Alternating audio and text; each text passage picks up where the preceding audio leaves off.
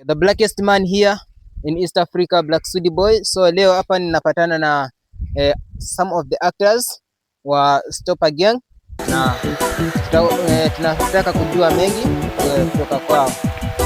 Vipi bro? Wasa, unaongea na mimi na unaongea na kitu? Mimi naongea na wewe.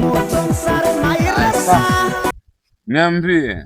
Okay, Black Man, so nilikuwa nikifuatilia sana movies zenu, films zenu pale, ila sasa hivi nimeona mmepotea sana.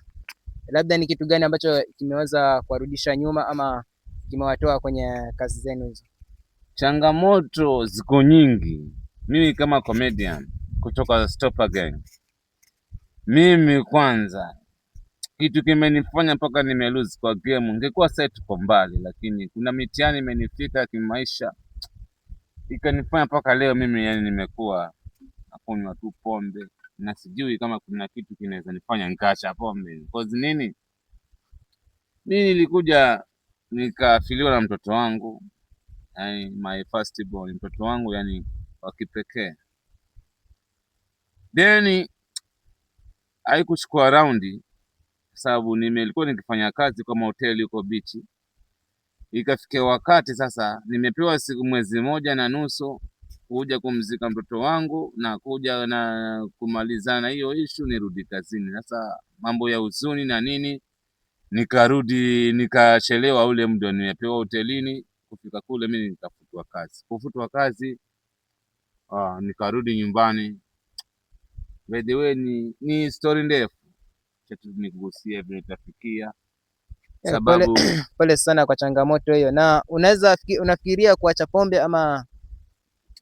Sasa imekuwa pombe ndio mlinzi wangu, maana sasa kama ni bibi aliniacha sababu nalewa vibaya, sababu ya stress.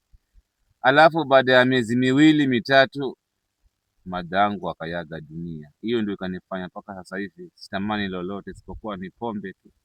Hata ninavyosema hivi kutoka asubuhi niko hapa nimelewa na mka saa hii na nafikiria nikaongeze pombe cause stress niko nayo, hakuna mtu anaweza dhibiti hata kama ni mtu aina gani. Ndio kwa sasa yani kwa comedian nimesiko na yani kimaisha kawaida sasa hivi niseme yani Black Sudi, mimi maisha yamenichanganya mpaka sifikirii tena yani kama naweza kurudi kwa comedian, naweza kurudi kwa mtu, sababu yani maisha yangu yamerudi ni kama mtu yani amepoteza rada kwa kila kitu yani. Pole sana kwa changamoto ambazo sasa hivi zimekukuta.